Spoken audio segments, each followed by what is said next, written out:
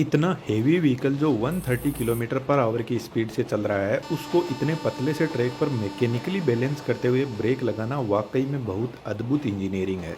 इतनी heavy sparking होती नहीं है ब्रेक लगाते टाइम जितनी हमने दिखाई है, लेकिन इमरजेंसी ब्रेकिंग के टाइम ब्रेक शू से हल्की स्पार्किंग या बहुत ज़्यादा हेवी लोडेड लोकोमोटिव में व्हील स्लीपेज की वजह से स्पार्किंग होती है।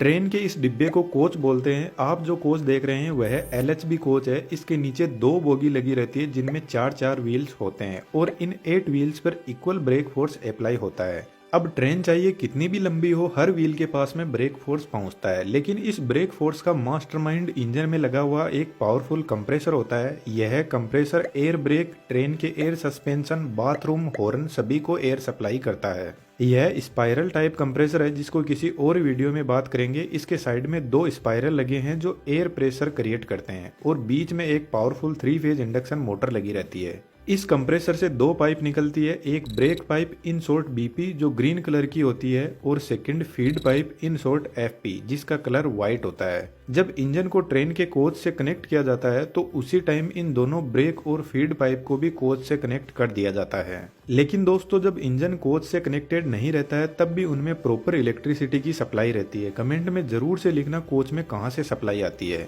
इंजन और कोच के दोनों साइड में ही वाल लगे रहते हैं जिनको एंगल कोक बोलते हैं। इनका यूज जब इंजन को अलग किया जाता है तो इन पाइप से प्रेशर कम ना हो जाए इसलिए बंद कर दिया जाता है।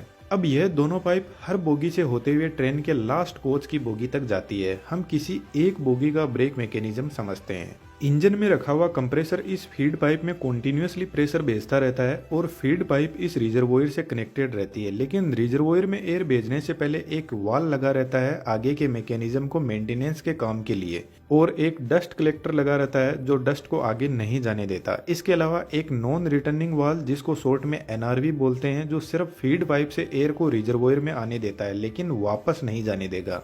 कंप्रेसर इतना हाई लेवल का प्रेशर भेजता है कि इस रिजर्वोयर में पर सेंटीमीटर स्क्वायर में 6 केजी एयर को कंप्रेस करके भर दिया जाता है। इस रिजर्वोयर की कैपेसिटी 125 लीटर एयर की होती है। रिजर्वोयर के पास में एक और 75 लीटर का टैंक लगा हुआ है जो टॉयलेट में एयर प्रेशर को भेजता है। अभी हम इसके बारे में बात नहीं करेंगे इसलिए हमने इसके कनेक्शन भी नहीं किया है। तो इस रिजर्वोयर से एयर डिस्ट्रीब्यूटर वाल के पास में पहुंचती है। डिस्ट्रीब्यूटर वाल के अंदर ब्रेक पाइप से भी डायरेक्ट कनेक्शन आता है। ब्रेक पाइप का प्रेशर 5 केजी पर सेंटीमीटर स्क्वायर होता है। यह वाल बहुत बेहतरीन तरीके से काम करता है। इस वाल से आउटपुट जो निकलता है वह दोनों बोगी की तरफ एयर प्रेशर को भेजता है ब्रेक एप्लीकेशन के लिए।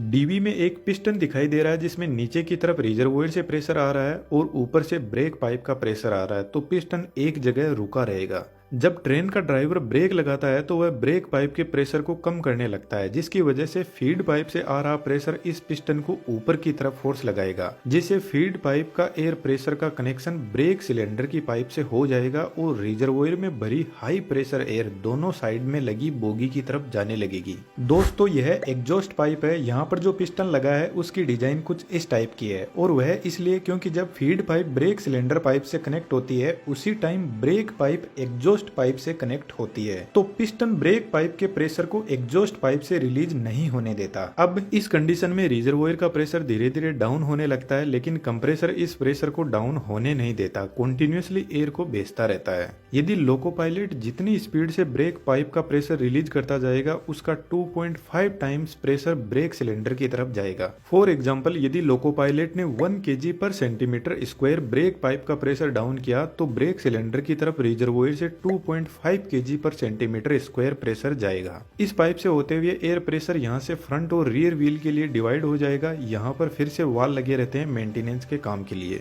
यह पाइप दोनों फ्रंट व्हील के लिए जा रही है और यह पाइप इन दोनों व्हील तक पहुंचती है। हम एक व्हील के ब्रेक मैकेनिज्म को समझते हैं। दोस्तों, एक थोड़ा बारीक मैकेनिज्म है, इसको समझना। अभी डिजिटल दुनिया का जबरदस्त टाइम चल रहा है और इसमें नई नई स्किल्स की भरपूर डिमांड है और पैसा अनलिमिटेड, और इनमें 3D एनिमेशन भी एक जबरदस्त डिमांडिंग स्किल है। हमने बेहतरीन 3D एनिमेशन का कोर्स डिजाइन किया है। लर्निंग के अलावा जितने भी अर्निंग के तरीके हैं उनके बारे में भी बात की है, और हम एक प्राइवेट 3D कम्युनिटी भी बिल्ड कर रहे हैं जिसमें आप अपने आप को बेहतर पॉलिशिंग कर पाओगे। डिस्क्रिप्शन में डिटेल्स अवेलेबल है, बहुत कुछ सीखने को मिलेगा, जरूर से ज्वाइन करना। अब वापस टॉपिक पर आते हैं। एयर प्रेशर सबसे पहले ब्रेक सिलेंडर में आता है। ब्रेक सिलेंडर में डायफ्राम होता है जो एयर के प्रेशर से कुछ इस तरीके से मूव करता है। अब डायफ्राम का फोर्स इस पिवट पॉइंट पर पहुंचता है और इस पिवट पॉइंट से ब्रेक फोर्स ब्रेक शू पर जाता है और ब्रेक शू ब्रेक डिस्क पर घिसने लग जाता है और धीरे धीरे ट्रेन का व्हील रुकने लगता है। यह सेम प्रोसेस सभी व्हील्स के साथ में होती है। ब्रेक डिस्क कुछ इस टाइप की बनी होती है जिसमें कुछ ऐसी बार होती है जो इसकी कूलिंग में हेल्प करती है।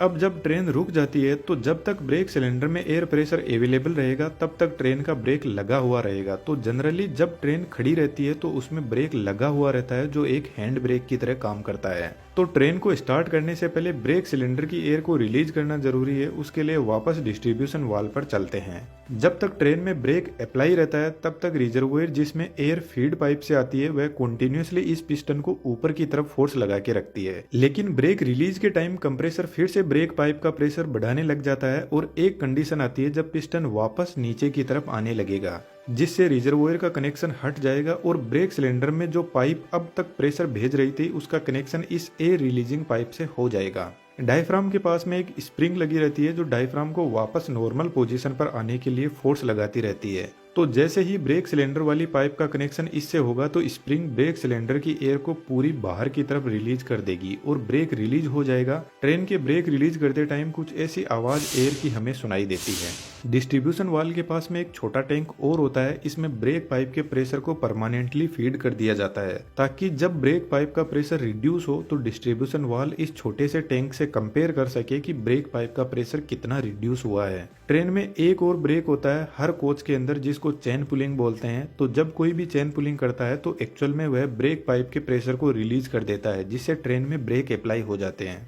LHB कोच में डिस्क ब्रेक होता है जबकि ICF कोच जो ब्लू कलर के होते हैं उनमें डायरेक्ट व्हील पर ब्रेक फोर्स लगता है। ब्रेक मैकेनिज्म दोनों ही कोच में एक ही जैसा है लेकिन LHB कोच में ब्रेक सिस्टम के कंट्रोल के लिए एक पूरी कंट्रोल यूनिट होती है। इस यूनिट के पास में 2 ब्रेक इंडिकेटर लगे रहते हैं दोनों साइड की बोगी के लिए। तो जब ट्रेन में ब्रेक अप्लाइड रहता है तो यह रेड कलर का हमें दिखाई देता है और ब्रेक जब रिलीज रहता है तो ग्रीन कलर का इंडिकेशन दिखाई देता है। यह control panel toilet air suspension के लिए भी एयर प्रेशर को सप्लाई करता है। दोस्तों इस वीडियो पर अच्छा रिस्पांस मिलता है तो हम LHB और ICF कोच के बीच में जो डिफरेंस है उसके बारे में डिटेल से बात करेंगे। हमारे 3D एनिमेशन के कोर्स में आपका मोस्ट वेलकम है। Thank you.